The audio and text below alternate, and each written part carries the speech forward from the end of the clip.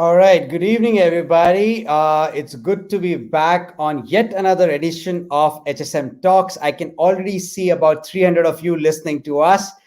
Okay, let's wait for a couple of more minutes for the people to join in because Facebook takes time for StreamYard to project it on the various pages. We are live on 10 Facebook pages, 3 Facebook groups, and 1 YouTube.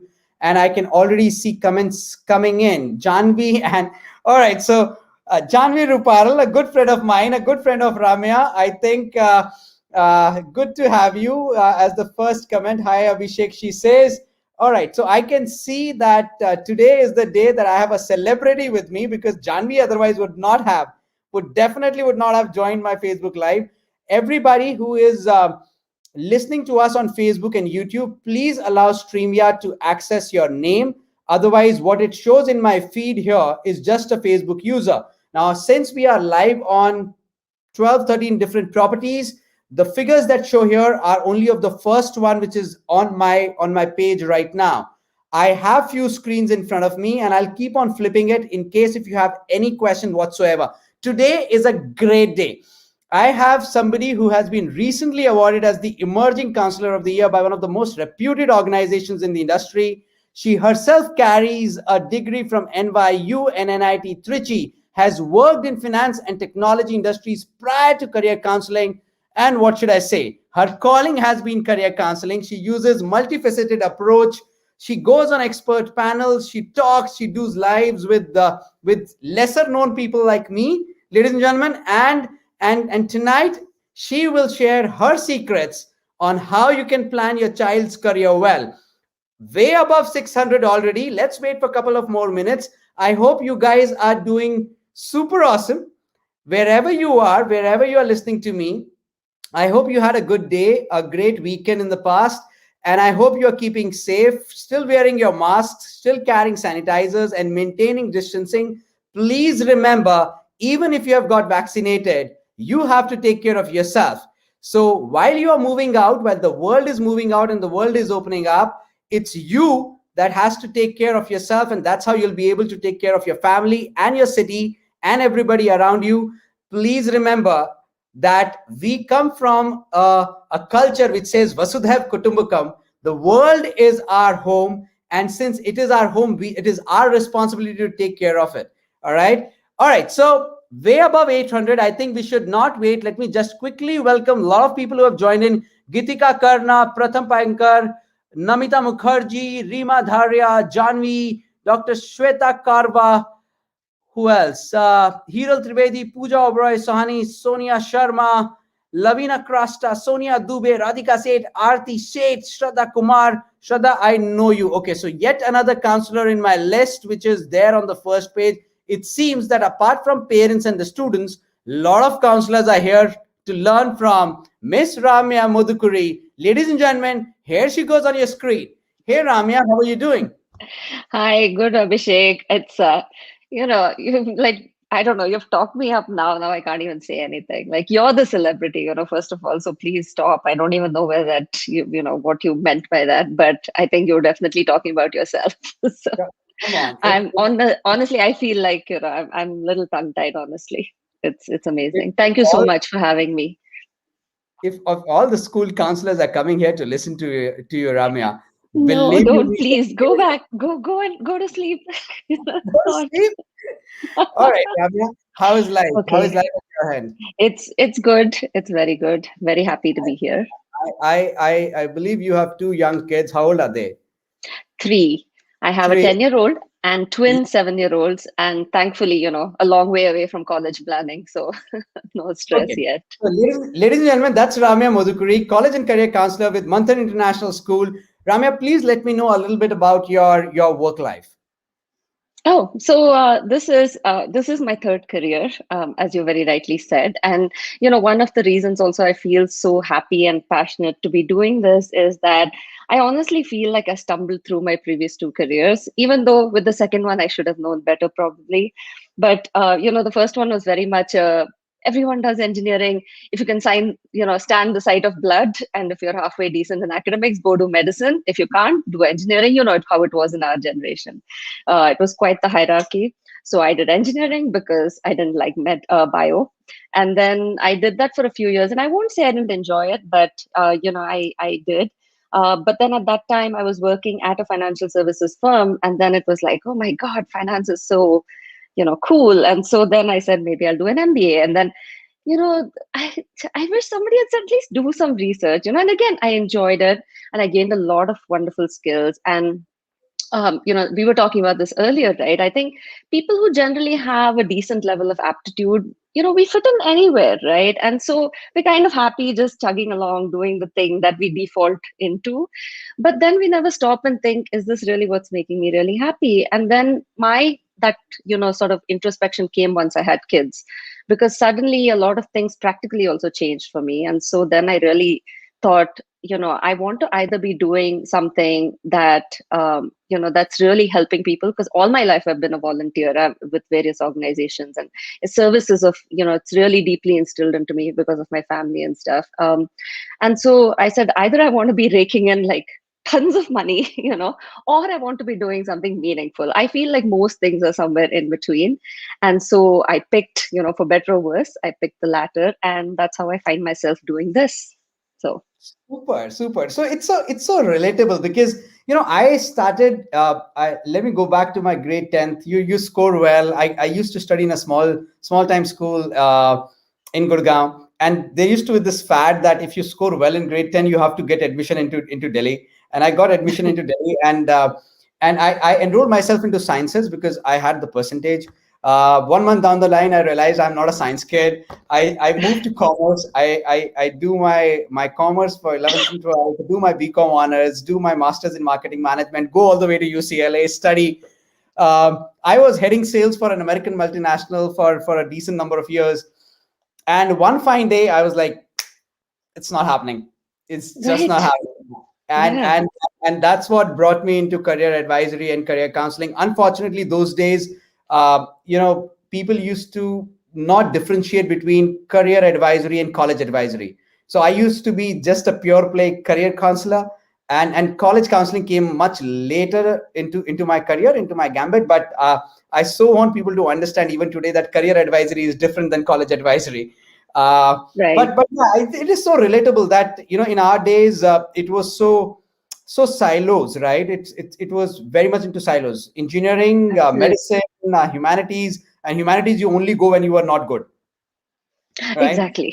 Right. That So was sadly, this was really yeah. funny. All right, Ramya, today I have you here because I really wanted to discuss about this entire terminology called liberal education, URF liberal arts, uh, and so much so that people confuse it with humanities. All right, so let me hear it from you. According to you, because I have been talking to the audience, we have over 1340 people right now, 1348 to be exact, listening to us right now across all the pages. um, I have been talking to them day after day, weeks after week. I mean, today it's 110th episode of HSM Talks, and I keep on telling them about this interdisciplinary approach, which is a little difficult for parents to understand. But I hope they are warming up to the entire idea now, since we have been talking about it so long. But what, according to you, is liberal education? Okay, so I think one of the things, just a little background for the audience too. I'd randomly written an article just for myself, honestly, more than anything. But so as part of that, I also did a lot of research into the history of it. And by the way, if you read the National Education Policy, right, in that itself is outlined some of this history of liberal education. And India actually has rich history of liberal education. Essentially, the terminology itself derives from the Greek phrase artis liberalis, which basically means, something, liberalis is obviously freedom, and artis is just, education. It's like a quest for universal understanding that every free person should have. That was the whole, theory behind it. And so starting in early Greece and, even in, ancient India, liberal education just meant this quest for universal understanding. And by that we mean, you really think deeply about a lot of different things. So even today, universities or colleges, that follow the liberal education philosophy, essentially are trying to get you to be thinkers rather than just doers, right? So in any liberal education model, you will be given, instead of just studying that course for which you're applying, or that course that you plan to study, like economics or biology or whatever it is, you are also given grounding in things like critical thinking, in ethics, in writing, and so in civics, or in just like a broader context of what it means to be a human being in a society, in a civilized society, right? So that's generally what the liberal education aims to do. And every university does this a little differently, but many of them have a core curriculum where they teach you some of these more fundamental things before you then go off on your journey to study whatever major that you want to study. Is that, Right. what would you say, your understanding? I mean, would you So, agree with so wonderfully, that? so wonderfully put. Let me just add some things here. So, ladies and gentlemen, boys and girls, liberal education, like Ramya said, not only instills your core knowledge regarding a particular subject, but also instills certain 21st century skill sets, be it leadership, be it critical thinking, analytical skills, be it ethics. It inculcates a lot of 21st century skill sets, which allows you to be successful irrespective of the career you take. If I put it simply, it is a way of education which allows you to study what you want to study, not what you have to study. So what Ramya is actually pointing out to is that we are so used to some of those typical traditional courses, BCom, BA biology, BSc biology, BA economics, or engineering. When you break the silos of these degrees and you combine them with 21st century skill sets and add some beautiful subjects around it, so that you can possibly get or make your career in any industry whatsoever. That's what liberal education is all about, and it is way too different than humanities. Ramya, do you also face this question every time? When I, as a career counselor, I face it day in and day out, where parents come and say, liberal education, no, my son is into sciences, they don't want to take humanities. Do you also face? Right.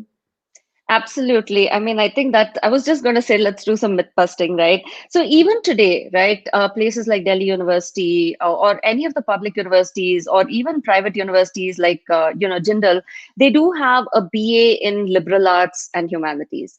When the degree is structured like that, that's basically all it is. It is a degree in liberal arts, right? That is very different from what you and I are talking about, which is a liberal education, which is a whole philosophy that the entire university is structured around, right? So in a BA, just that degree, if you just take a BA liberal arts degree, you'll be studying a little bit of, you won't do sciences, you'll be studying a little bit of like philosophy, sociology, economics, political science, and things of that nature. So in that sense, and that's what traditionally has existed, right? So parents have always, and students, that's what they kind of think. And then when you say liberal arts, they're like, oh, that's what she must be talking about, or he must be talking about. But liberal education is basically much broader than that. And they do have, so if you take universities like Ashoka University, or, let's even start like, with the more really traditionally famous Harvard University. It is a liberal arts university in the sense that even if you study engineering at Harvard, you have to take a set of core courses in the liberal arts. So it is a university, even though it has all the disciplines, it is a university that has an underlying liberal education philosophy. Take any of the Ivy Leagues in the US, that's the case, right? In India now you have Ashoka, truly liberal education. You'll have Ashoka, you have Kriya, you have Flame, right? And Ashoka does have BSc computer science, they have biology, they have physics, they have chemistry. So it is completely not true that a liberal arts and sciences. And that's why, by the way, when you talk to these universities, to your Ashoka and Priya and all, they'll say we're not a liberal arts university, we are a liberal arts and sciences university, because it's basically this big terminology confusion, which, where it used to be just a degree, and now it's a whole, I shouldn't even say now it's a whole, because as we discussed, right, this philosophy goes back 2000, 3000 years. So but that's basically the confusion. So what we are talking about today, you and I, is it does include sciences. Typically, liberal arts universities, the liberal arts and sciences universities will have arts, will have sciences, will have social sciences, will have humanities. What they don't have is the professional degrees like a BBA or law or medicine, nursing, that kind of thing, things that are more practical oriented in nature and that teach you a very specific set of skills, right? Because like we said, the underlying philosophy is to teach you how to think, not necessarily to give you a very specific set of tools to go say, now go be an engineer, right? It's more that Right. how do you be a thinker, right? Right. So I generally put it like this, that liberal education allows a child to transition in whatever sphere the child wants to transition later on in life. It would not put a child into a spot later on that I cannot move from one career to another. And ladies and gentlemen, like Ramya rightly said, that liberal education is not humanities. Let me put it this across very, very clearly. Liberal education is definitely not a new concept. India has been known as the birthplace for liberal education as long as 3600 BC. If you look at it from that time to Takshila, to Nalanda, to Mithila, all these universities were very, very, very liberal in nature, where you could study political science with geography, where you could study psychology with biology, and they were the birthplace for liberal education if you actually do your research right and read a little bit of history.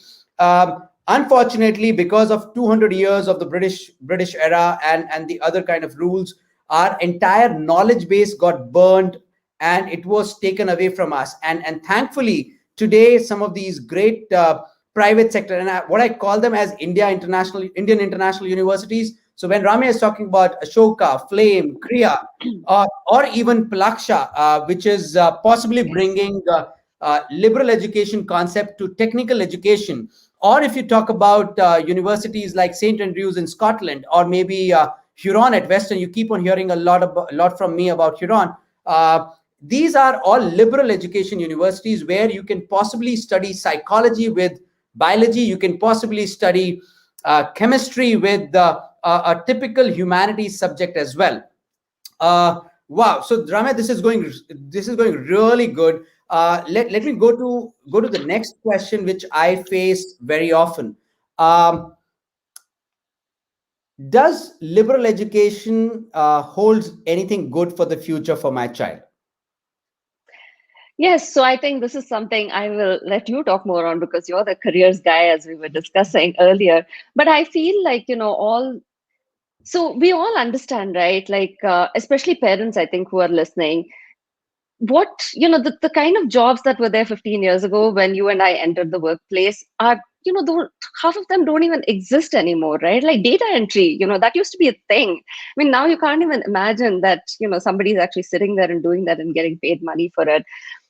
So, like you said earlier, right, rightly, I think the liberal arts education gives you, the tools for really sort of thinking in a very interdisciplinary way, right? Thinking critically. I mean, that's one area. If you read all these reports on, when will AI take over? When is that point of singularity, right? Like it's a big buzzword in the AI circle, singularity, when the machines take over.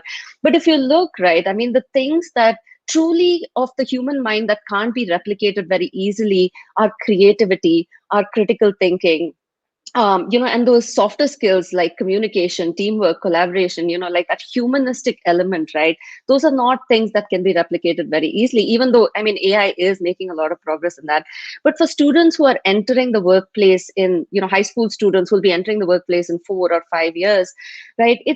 It becomes less important, what you immediately graduate with, but more important to be able to do all these things, because the job that you do in 2025 when you graduate is not going to be the job you're doing in 2035, right? 10 years down the line.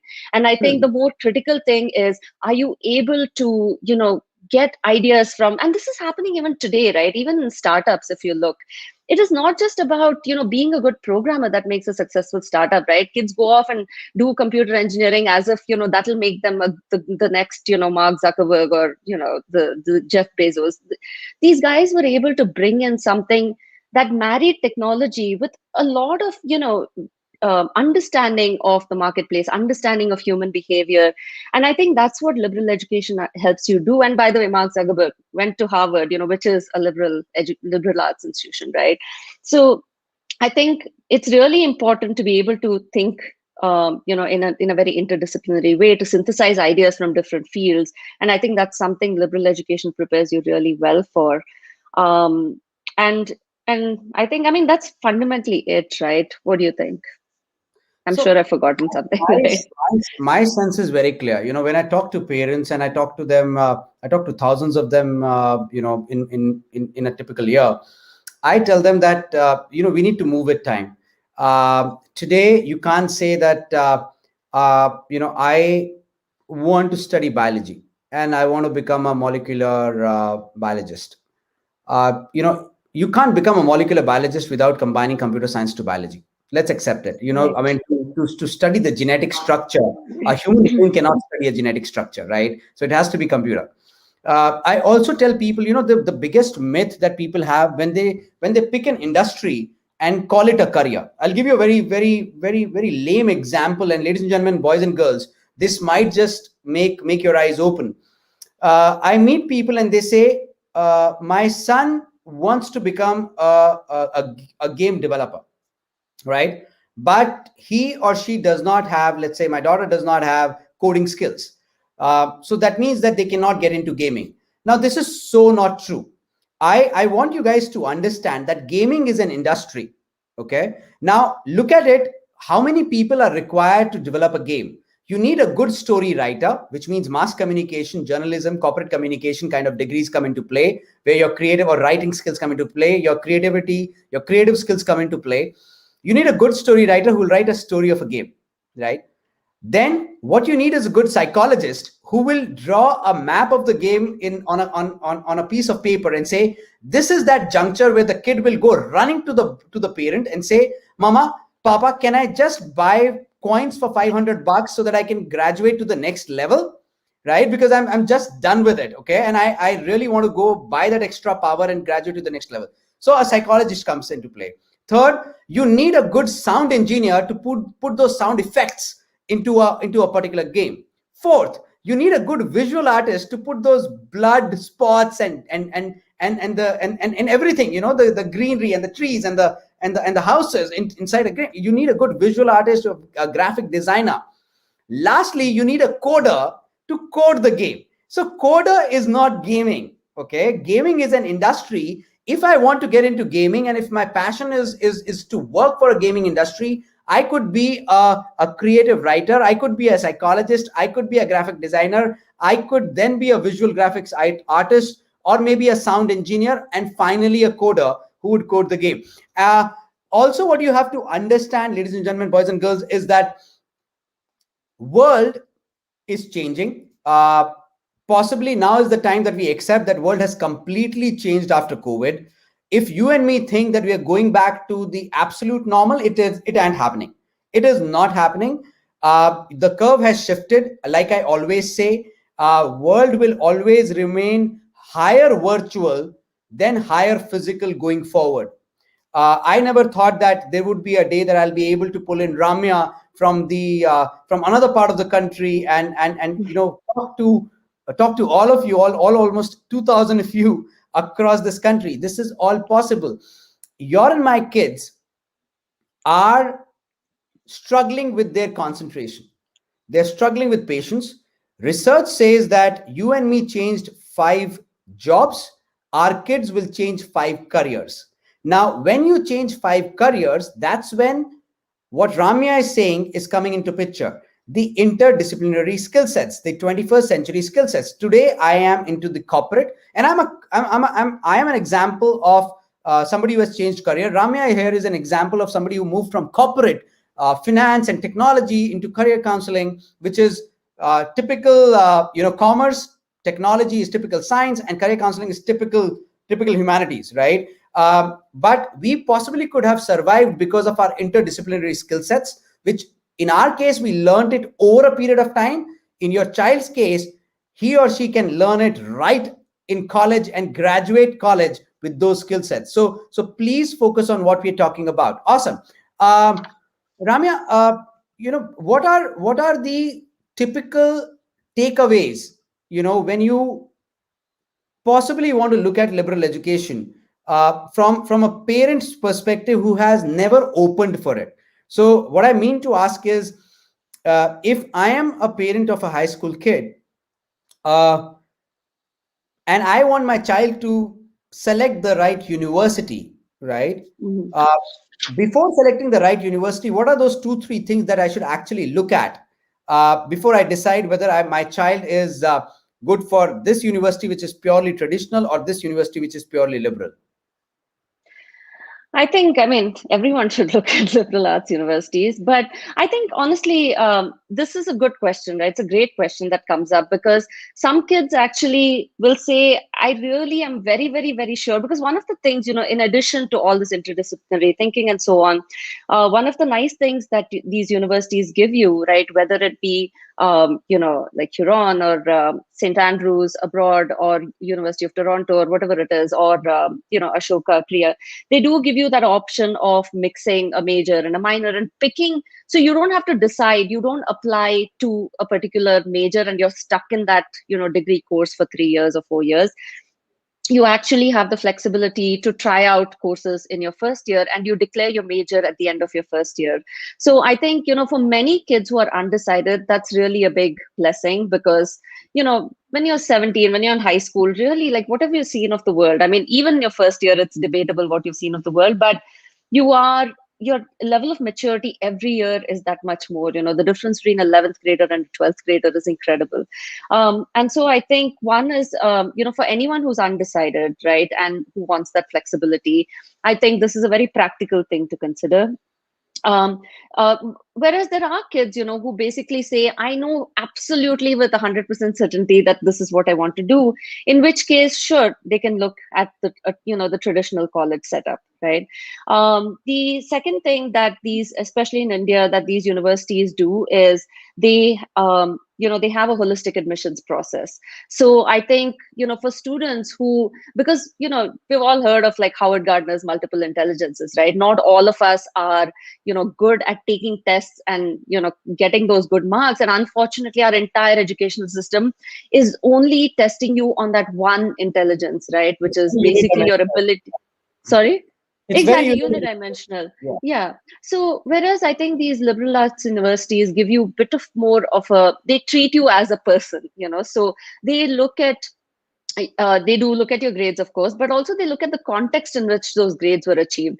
Like you and I know, right? I mean, a kid who is going to like a fantastic top-notch private school and has, well-educated parents who are getting them tuitions, who are able to spend time with them, who've been reading to them since the age of 3, it's very different when that child scores 95% or whatever, compared to, a kid sitting in rural Andhra Pradesh who doesn't have electricity in his village, where the current goes off at like whatever little there is, it like can't study after dark, probably has to take care of his sibling when his mom is off to work. I mean, the context is totally different, right? That child getting 95% is definitely much more commendable than the first child getting 95%. So I think these liberal arts universities, refreshingly, they do allow you to give context to those, your application.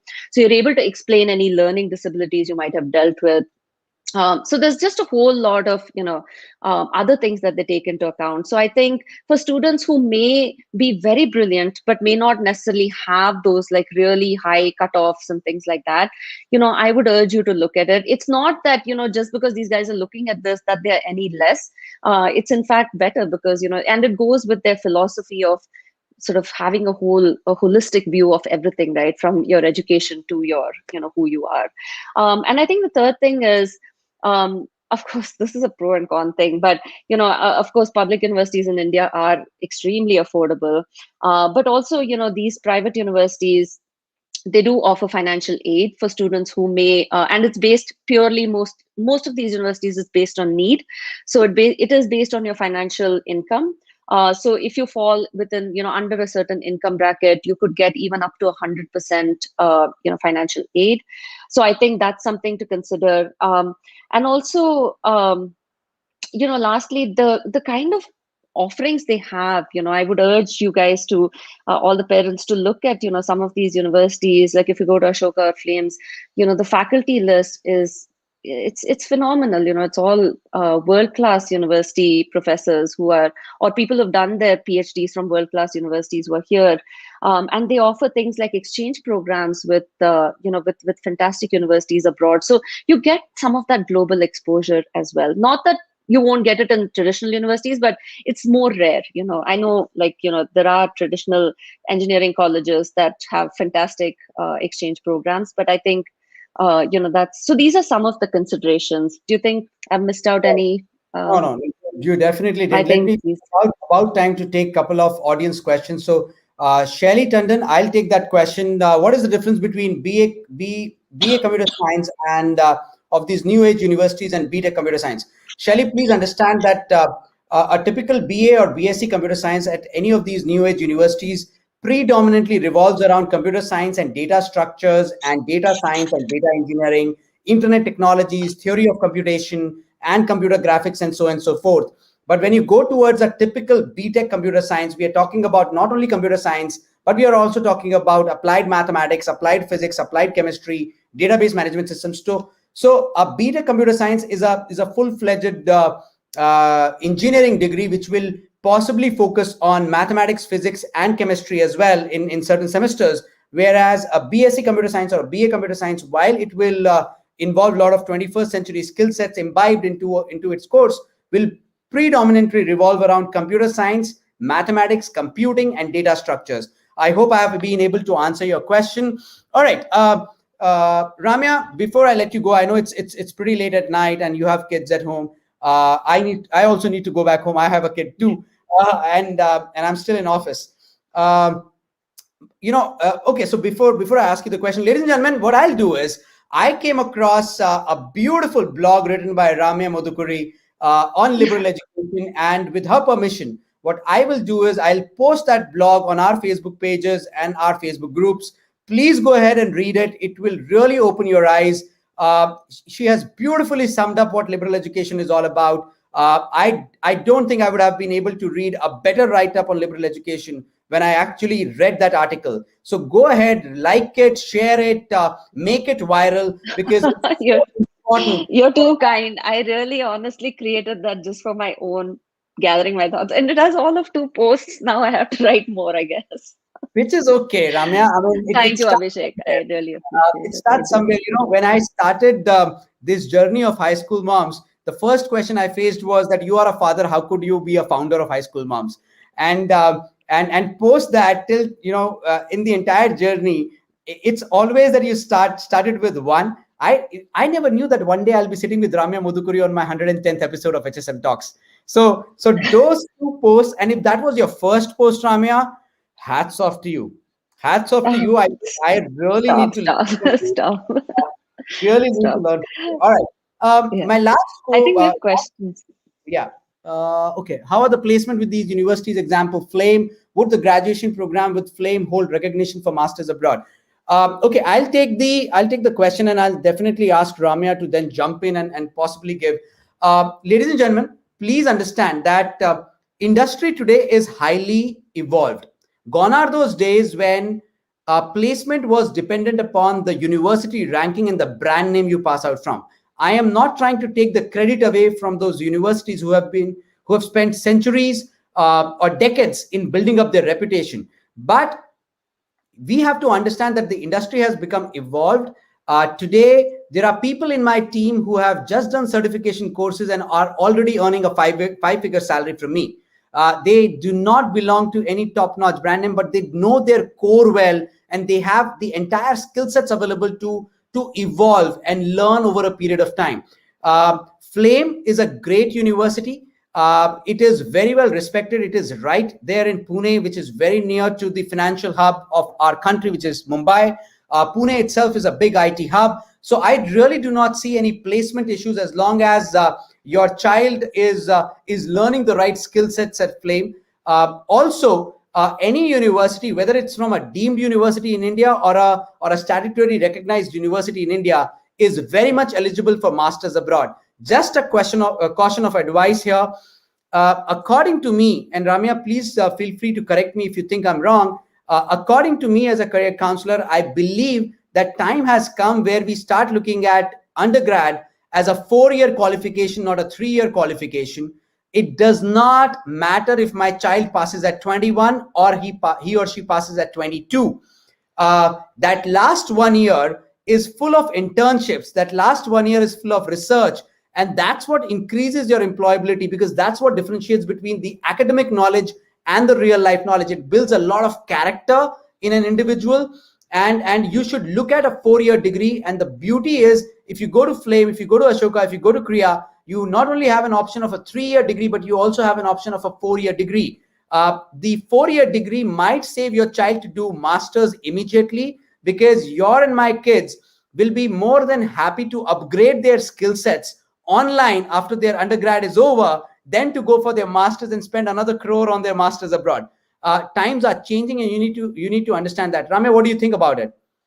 No, I agree completely. And I think on that question about placements, right? It always irks me when, you read in Economic Times, oh, 17 lakh package for IIT Mumbai student. I mean, great. But, I feel like that's all the more driving this craze still for, just pushing kids who are brilliant in, like we said, the other intelligences, right? You may have kids who are just wonderful social scientists or wonderful, sociologists or budding anthropologists. And then you're just taking that, that 17 lakh figure is stuck in your mind. So you're just pushing them towards technology. I think, and you rightfully said, it's becoming a much more skill-based economy. I mean, companies like IBM, there was an interview a while ago with Ginny Rometty, who was the CEO, and, she was talking about how IBM spends so much money on upskilling its employees, right? And so this IT companies also, like all big companies, are spending millions of dollars on reskilling, constantly reskilling their employees. And I think so that makes it even less relevant, really what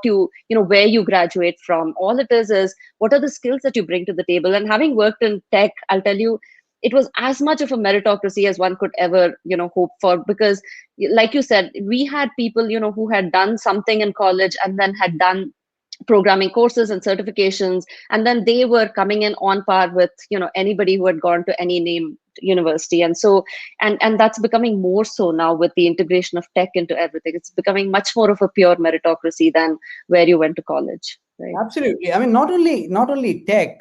You name an industry, even in consulting industries nowadays. You talk about Big Four, or you talk about the other consulting companies. You will realize that there was a time where CAs were preferred for consulting companies. Today, a typical economics and psychology grad would start as possibly as a business analyst. The beauty, Ramya, here is that people don't realize that by combining this major minor combination that you were mentioning about, Flame, for example, over 100 combinations, Huron, over 100 combinations to select from. And not only this, ladies and gentlemen, this is so important for you to understand. When Ramya says that at times you are undecided as a child, and it's okay. You are just a 17 or an 18-year-old. You do not know what life will hold for you for next 35 years. It is okay to be undecided. Imagine if you end up picking up a wrong major and you do not have anything to fall back upon. You are stuck for the rest of your life. You thought accounting is interesting, but later on, a couple of years down the line, you realize you do not want a clerical job. You wanted to be into a client facing. Now, at that juncture, you would understand the importance of those critical thinking and public speaking and communication skills and analytical skills. It will come into picture. Also, what you need to understand is that most of these universities allow you to even change your subject areas till the end of first year, which means, like they say, no knowledge without college. Let your child go to college and let your child decide what your child likes to study and does not like to study. And then the child can take a calculative decision. Another important thing that you should keep in mind is that this major minor combination that Ramya was talking about can, the research says if you combine a major with a minor, your employment opportunities increases minimum 11 times. I'll name it. If you study psychology, you might just think that my daughter or my son has to become a psychologist. Now imagine combine psychology with economics. Your daughter or child can still become a psychologist, can go into consumer behavior, can go into organizational behavior, can go into market research, can go into behavioral economics. You name it. You combine psychology with biology, your child can go into psychiatry. So the number of options will increase. You combine biology with computer science, your child can go into computational biology, which is an upcoming field. Who says that a biology kid cannot study computer science? Even if the kid does not have computer science till grade 11 and 12, the kid can still pick up biology major and computer science minors. Please be clear about that. Ramya, anything that you think I've gone wrong in explaining? Absolutely not. I think even combinations, like computer science and psychology, right? I mean, this whole field of AI and augmented reality and all, it's so much based on, human behavior and human reactions.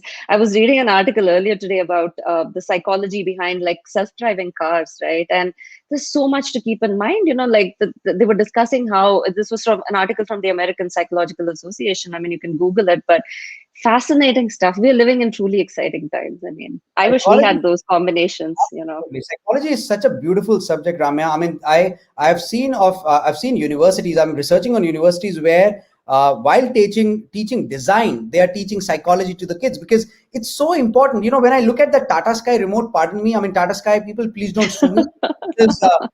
This is honest feedback to you as a consumer. I don't know what is that 0 to 9 doing on your remote even today because 99% of the people go to guide and select their favorites. All right, so it's such a pathetic design, and that's where a psychology comes into play. So wow, I mean, this has been a wonderful conversation, Ramya. Thank you so much for joining in. With your permission, I'm definitely posting your blog onto our group. Your parting comments. Do you think that High School Moms is serving its purpose? What is your take about the entire thing that we have built up around High School Moms, the parents and the students? I think I told you, I think what you're doing is really, I mean, amazing stuff. I feel like you're truly democratizing access to higher education. I think, there is, for far too long, we've had too many middlemen. I mean, I know as counselors, we are also middlemen, but, hopefully this, what you're doing and technology has been such a great enabler. I think, you're like the Khan Academy for counseling. It's great. You're going straight to the kids, you're not charging, you're just making it so much more accessible. And I think it's fantastic stuff, and I hope this is the beginning of at least my participation in this group. Definitely, So and I it's look forward wonderful. to it. Congratulations to you. And I mean, it must be really fulfilling too, right, to be It is helping so very many. very emotionally gratifying when I get those Yeah. emails, when I get those SMSs. I can't tell you. I mean, let me just show you the amount of, my team tries to answer 500 emails a day. Okay. And I still have about 1 lakh 84,100 emails. So it's Wow. crazy. But we are trying our level best to answer all these emails. Thank you so much, Ramya. Please hold back. Let me just say goodbye to all my audience, and then I'll get back to you. All right. So, ladies and gentlemen, that was Ramya Modukuri, college and career advisor, counselor from Manthan International School.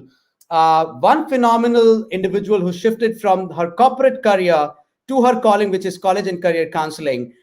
Please go ahead and like her blog once we post it. Please read it, comment on it, give her feedback. It is always important for people like us to get the real feedback from the last mile, and you are our last mile. Your and my kids are supposed to be the future of this country, and if we are able to do a little bit for their betterment, we think we would have done enough for our life. Thank you so much for joining in. To all almost 2,000 of you across wherever you are joining in from. Please take care. Have a good night's sleep. Take care of yourself. Take care of your families. Do not venture out. Do not be adventurous. If you are venturing out, like I said in the beginning, wear your face masks, follow distancing, and please use hand sanitizers. It's good for you. It's good for us. Good night. God bless.